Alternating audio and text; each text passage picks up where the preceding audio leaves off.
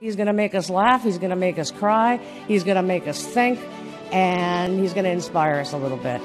Please join me in welcoming Bill Hogg.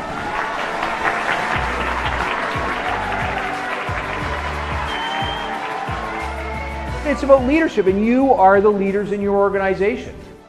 Is that how you feel when you walk into work every day? No? And when we carry that into the office, and we don't bring this kind of a positive attitude, what signal are you sending to the people in your organization? You're sending a very clear signal that you're not at the top of your game.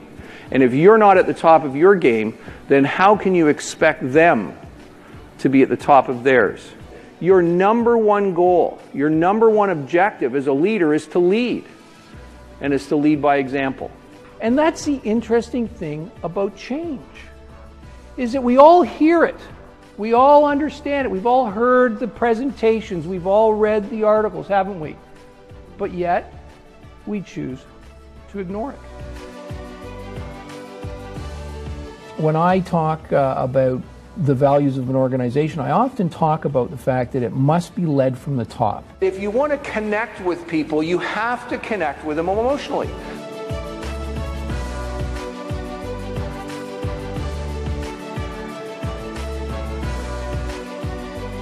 I love my job, and I do. I mean, what's not to love? I mean, I don't know, how many of you people got up this morning, went to start your day to a room full of applause? Now, I got to be honest, my days don't always start like that, by the way. When I come downstairs, it's not like my kids are going, "Oh, Dad's here, it's so great to see you." Do you love your job? And if you do love your job, how does that attitude come forward day in and day out when you interact with the folks that you work with? And if you don't love your job, how does that attitude get communicated to the people that you work with? If you're not doing your job well in terms of engaging people, then your organization is going to suffer.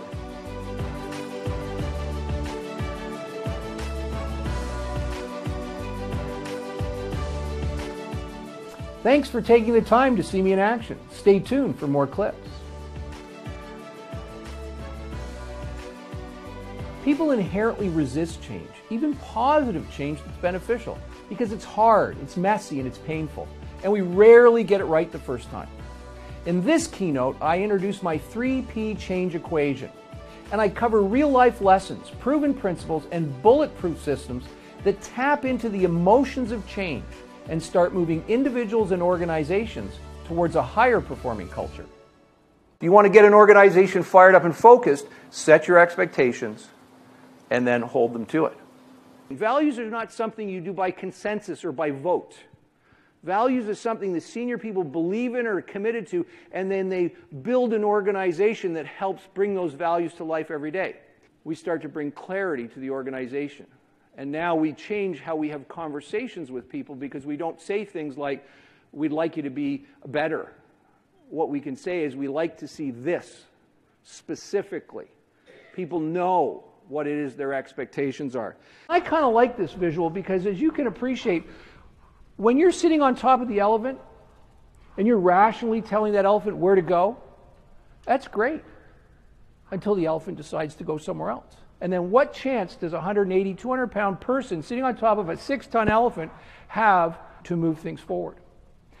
And for me, they represent the two parts of the brain, the two elements of the brain, the rational and the emotional. And all too often, when we talk about change, we're really, really good at explaining the whys and talking about all the rational reasons for why change is so important.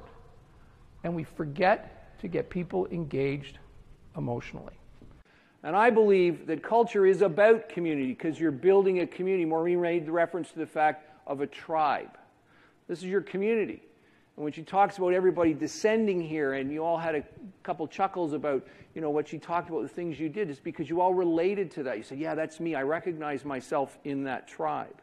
So when you build an organization, you're actually building a tribe, or you're building a community. And you need to do that with intention. It changes your perspective. Look into what you do. What's behind what you do?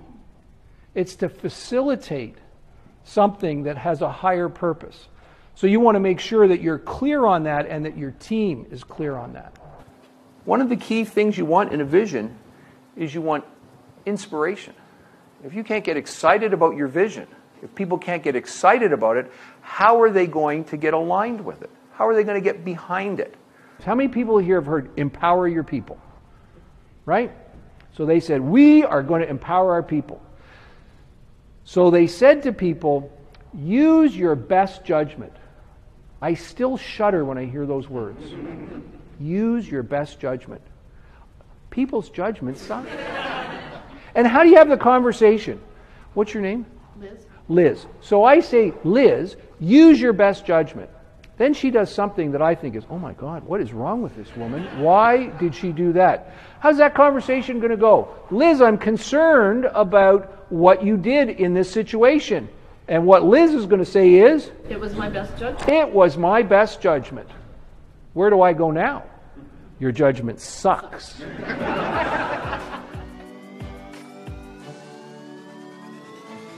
Everyone talks about the importance of customer service, yet few companies do it well. The brutal truth is, 75% of customers wouldn't hesitate to switch to the competition because companies have not built the emotional connections that create customer loyalty. In this keynote, I share proven principles, real-life lessons, and tools that create and nurture a customer-focused culture. An exceptional customer experience is not your goal. Now, some of you may be sitting here thinking, well, has Bill lost his mind totally? Did he not get enough sleep last night? Or potentially, maybe he had a little too much to drink at lunch. So let me repeat myself. Exceptional customer service is not your goal. Now, how many of you have heard or read some of the CEOs of the top companies in North America saying customer service is the foundation of our business success for the future? Are they wrong? How could they be wrong and I be right? Well, let me tell you, customer service is not your goal. An exceptional customer experience is an outcome. Satisfaction is worthless, loyalty is priceless. Absolutely essential. If you're not putting in place programs that is building loyalty with your customers, then your business is on a very weak foundation. So you've got to constantly be on the lookout for how am I going to do something over and above to try to build loyalty with my patrons. So that's why I say satisfied customers are killing your business. They're not doing anything for your business. And frankly, if all you're ever able to do is provide satisfaction, then you are kind of at the bare minimum and you make one misstep and you're falling over the edge and they're telling their friends and they're going to the competition and you have no ability to get them back. Our goal is to make sure our customers are all satisfied with our work. Could you set your bar any lower? I mean, really satisfied as you say, well, we just want to be slightly above pissed off and frustrated. Today, more than ever, we need courageous leaders in business, schools, and communities.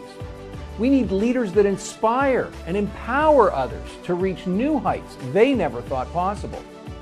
In this presentation, I share characteristics I've observed working with and interviewing leaders in Fortune 500, entrepreneurial organizations, public sector, politics. And the essential leadership qualities are the same and more relevant today than ever. Are we helping our people feel valued? Corporations, organizations have no values. So make sure that you're comfortable with the values of yourself and the values of the organization, because a corporation cannot have a value because a corporation is only an individual based on paper.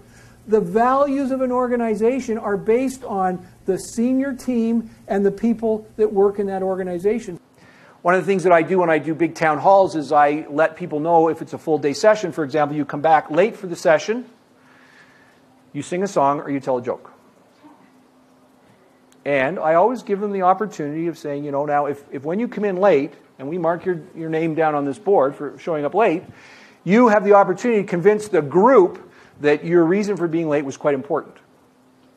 Thus far, no one has ever been exempted in any meeting I've ever done. And I had the CFO of Exhibition Place come in one day, and I mean, he had a call from from a counselor. Sorry, I got to go. Yeah, I got a meeting with my peeps. You know, so he's on the phone. He comes in late, and I guess he knew it because when he comes walking in the door, he actually we said, okay, you know, you're going to have to sing a song or tell a joke. He got up and he started into about a 3 to 5 minute comedy routine. You know, these one-liners. It was like awesome. But look at what it said. He said, I'm accountable, I accept accountability, and we got an insight to him as a person that we would never, ever have had if we hadn't have done that. It was transparent. If you have that kind of role, your values influence the value of the organization in terms of how you behave, people you hire, expectations you set for them. I'm reminded of a friend and mentor I worked with when he was the CEO of a very large organization. And he worked in downtown Toronto, and if you've ever been in downtown Toronto, you know morning traffic is terrible.